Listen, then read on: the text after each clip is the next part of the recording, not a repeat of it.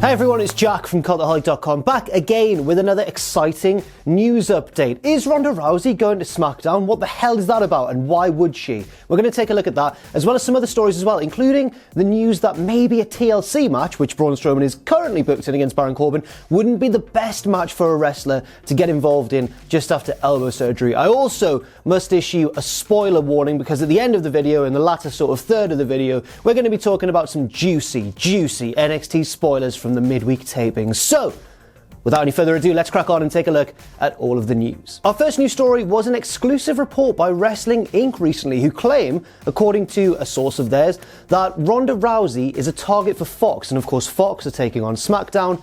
Ronda Rousey is wanted on SmackDown Live. Now, it's important to remember that this only comes from one source, so let's take it with a grain of salt, but we do that for Meltzer and for The Observer as well, so let's give it a shot. Ronda Rousey is a good fit for SmackDown Live, in my opinion. Fox have been very open about the fact that they want SmackDown to be a more sports, legitimate sort of flavoured brand, whereas Raw is the more sometimes silly but more, I guess, overt, entertaining kind of brand. And it would make sense for Ronda, the most legitimate athlete on the roster, to be on SmackDown. This raises two questions, in my opinion. One, a question of timing. If it were true, when would Ronda move over? I'd hazard a guess and say after WrestleMania at some point, because that is the traditional sort of superstar shake-up kind of area. They like to switch things up just after WrestleMania, but I don't know if it would even be then. It might even be later, after the deal's been signed. Bring her over to SmackDown then, for whatever reason, and that gives, you know, Fox's new show a big boost. Maybe she come out on the first episode of SmackDown or something like that.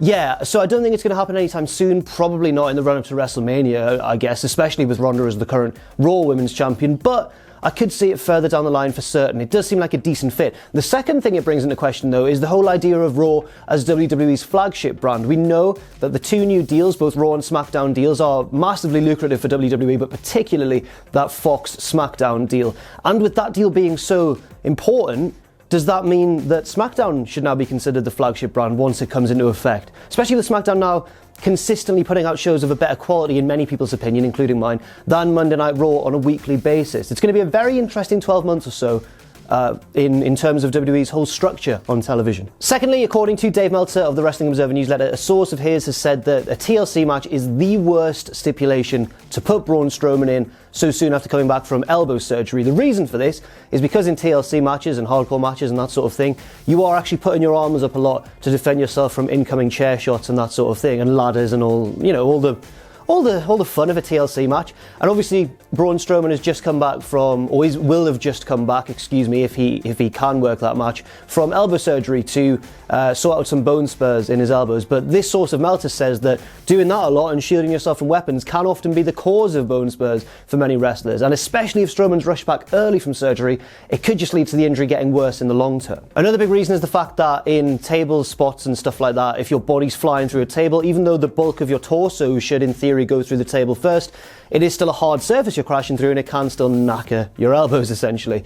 So my thinking is maybe WWE know this, and they know that Strowman's not going to be ready for the match at TLC, and maybe they're preparing some sort of angle where Corbin's in the ring going, right, announce me the winner by forfeit, and then someone else comes out to challenge him, or like Stephanie comes out and says, well, you know what, you're facing this man instead, and then a mystery opponent comes along. Or if Strowman is fit and well to do the match, I guess maybe they just want to take that risk, and he also wants to take that risk and thinks, you know, it's an important enough match with the whole stipulation regarding Corbin's GM role and that sort of thing.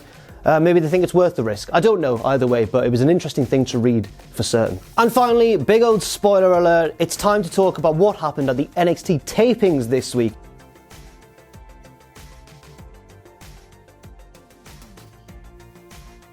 Two major things that we have to talk about, really. First of all, guess who showed up to challenge Ricochet for the North American Championship?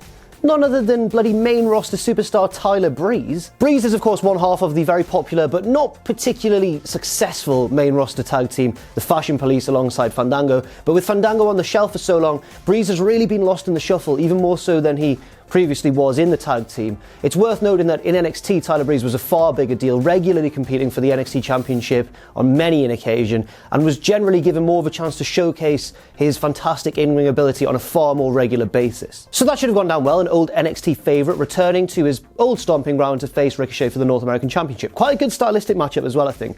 That should have been a really good match. The other big thing we need to talk about, and again this comes with a massive spoiler warning, are you ready? Is that in a main event match between Tommaso Ciampa and Aleister Black in a steel cage, Ciampa was helped by a very surprising, or not surprising if you've been thinking about this in a bit of detail over the past few months, ally in the form of Johnny Gargano. So Gargano helped Ciampa win the match. He got in the cage, they hit Aleister Black with the double move that they did as DIY, and it looks like they're back on the same page. This storyline keeps getting more and more interesting, especially now with Gargano fully turning heel and now even joining up with Ciampa. I thought maybe we'd start to see the redemption of Gargano after that match at NXT TakeOver War Games, where Aleister Black said to him, "You are absolved of your sins." And I think the way that NXT works, with its interest in simple storytelling, but one that is kind of layered with symbolism a lot of the time, I think that maybe that Aleister Black saying "you're absolved of your sins," or absolved, sorry, might be crucial further down the line. Maybe Gargano is secretly a babyface again and is just working Ciampa from the inside, and maybe he's going to turn face again, win the belt from it. I don't know, there's so many possibilities they could go down, to be fair, but it is a very exciting development. And I like how, even though in NXT there's less in the way of sort of long rambling promos and needless matches thrown in here and there to fill like a 3-hour time slot or whatever, I like how their storylines can still tell complex stories even with limited resources available to them. It's very impressive from my boy, Big Hunter Hearst Triple H. Don't know why I'm pointing up.